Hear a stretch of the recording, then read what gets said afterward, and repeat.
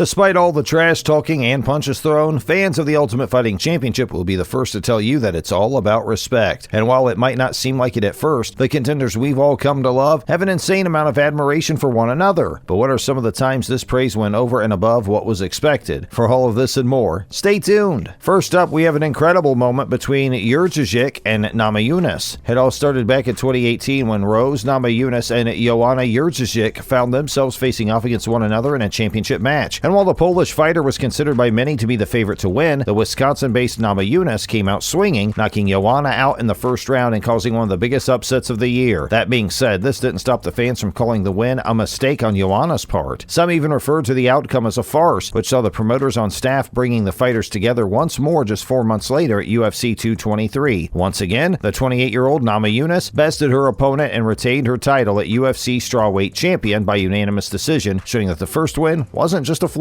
This win wasn't what secured her a place in the news cycle that evening, though. You see, both contenders were worthy of the win, and although Namajunas was the victor in the end, it's how she treated her opponent that really turned heads that evening. As soon as the fifth and final round finished, the two women came together and embraced, showing just how tired they both were. They then walked around the edge of the cage together, saying thank you to everyone who had shown up that evening. And when Namajunas was finally announced as the winner, both contenders held their fists up high in the ultimate show of respect. That's nothing compared to the words shared by Jon Jones at UFC 247, though. The New York native isn't exactly the most respectful fighter in the octagon after all, especially when it comes to contenders like Daniel Cormier, who have seen his worst side on more than a few occasions. For those of you who don't know, Jones and Cormier have had a pretty devastating rivalry with one another that actually progressed beyond mere trash talking at one point. It all culminated at UFC 178, which saw the two fighters getting into an altercation with one another after a rather intense on-stage stare-down. Jones has also been known to launch attacks against competitors on social media, with his disrespect of Israel Adesanya being something that defined the light heavyweight division for the majority of that year. That being said, even Jones can show some respect when his opponent deserves it, something we came to learn at UFC 247 when he pulled off an incredible win against Dominic Reyes. Rather than rubbing the victory in the face of his opponent as we were somewhat expecting him to, Jones turned his attention to Reyes and exclaimed just how impressed he was at the performance the Californian put in that evening. In front of a screaming crowd, Jones looked right at Reyes and said, "You did a good job. Our rematch is going to be pretty cool. It's going to be epic, man." And just like that, an unlikely friendship was born. Suffice to say, we were all taken by surprise. And who could forget the clash between Anderson Silva and the last Stylebender? It was somewhat of a passing of the torch moment that saw the fantastic veteran going up against Israel Adesanya, who was at the time considered to be one of the biggest newcomers of the UFC. And while this was going to be nothing more than an undercard fight at the time, an unfortunate hernia within Robert Whittaker found the headliner match falling away, making the Melbourne crowd far more interested in what Anderson Silva and the last Stylebender had to say to one another. But in true Adesanya fashion, there was no real trash talking taking place behind the scenes. In fact, Anderson Silva was very much one of the last Stylebender's heroes growing up, which is why he had nothing but respectful things to say about the Brazilian. Like a true rising star, Israel Adesanya walked away with the win that day, but it was the way that he responded to the victory that really solidified him as one of the best men in the UFC. Rather than speaking up about how easily he was able to defeat a legendary fighter like Silva, he went in for a massive hug as soon as the bout was finished. And rather than taking the spotlight for himself, he went on to lift Silva's hands up in a show of respect. And when the two fighters bowed down to one another, Adesanya refused to look up for a solid few seconds, showing an insane amount of praise for Silva. Another contender that surprised us back in 2020 was Conor McGregor. For those of you who don't know, the Irishman isn't exactly a role model for young fighters. Just take a look at his conduct outside of the octagon and you'll know exactly what we mean. Remember, he's the guy who sucker punched an old man in a pub for merely refusing a drink. He's also the same maniac who launched chairs and fists at UFC fighters already seated on a bus, resulting in more than a few injuries. Actions like this have resulted in McGregor quickly becoming one of the most hated contenders in the UFC, which is why the crowd went wild last year when he broke his leg in a second loss to Dustin Poirier. But as was the case with Jon Jones, there are some fighters that even Conor McGregor refuses to disrespect. One of these men is Donald Cerrone, who McGregor faced off against back in January of 2020. It was his first fight back in about a year and a half, and although fans had quite a bit to say about his place in the welterweight division at that time, McGregor came out swinging. He forced a stoppage in just 40 seconds, which caused the crowd to groan knowing that an insane celebration was just around the corner. But McGregor surprised everyone by rushing to Cerrone's side and hugging him in a show of respect. He also acknowledged the damage to his own shoulder and remarked, "I love you, Donald," for all to hear. And then we have Khabib Nurmagomedov with his treatment of Dustin Poirier. Although Nurmagomedov retired in March of last year, he's still considered to be one of the most respected fighters in the octagon, having left the league with an unbelievable record of 29 unbeaten bouts. And as it turns out, he's one of the most respected fighters for a reason that flows just beyond his incredible skill in the ring. He gives as much as he gets. Something we all saw for ourselves when he took on Dustin Poirier at UFC 229. Despite being attacked by fans prior to the fight because of his family ties and religion, Khabib approached the Poirier fight with a large amount of respect for his opponent. And when he finally stopped the champion in his tracks, his reaction to the win was something to behold. Rather than jumping into the air and rubbing the win in Poirier's face, the Russian UFC fighter walked over to the diamond and hugged him. His father, Abdulmanap Nurmagomedov, also found himself in the octagon that night, and rather than holding his son's hands up in victory, he too turned to Poirier and embraced him like a friend. It was a heartbreaking moment for the former champion, and Nurmagomedov knew this. Suffice to say, their treatment of Poirier resulted in one of the greatest standing applauses in the history of the UFC, and saw the contenders exchanging shirts with one another prior to the post-fight interview. It goes without saying, but there was no love lost between them. Last but not least, we have the famous interaction between Overeem and Harris. This took place at 2019, which saw Walt Harris set to take on Alistair Overeem after defeating a slew of opponents in the UFC heavyweight division. But things had to be put on hold towards the end of the year when Harris's stepdaughter went missing, with many experts calling foul play. As you can imagine, this was a massive shock for the big ticket and his fan base. And although he had worked so hard to get where he was, Harris knew that he was better off dedicating his time to the search for his stepdaughter. The match finally took place in May of the next year, after Harris had taken some much-needed time off after discovering the remains of his stepdaughter. And although Overeem beat him in just the second round of the bout, he followed the win up with no celebrations. Instead, he dropped to his knee and embraced Harris, knowing full well how tough the defeat must have been for him. And there you have it. Some of the times UFC fighters praised other contenders just a little too much. What do you think about these different embraces, though? And did we forget about any of your favorites? Feel free to let us know in the comment section down below.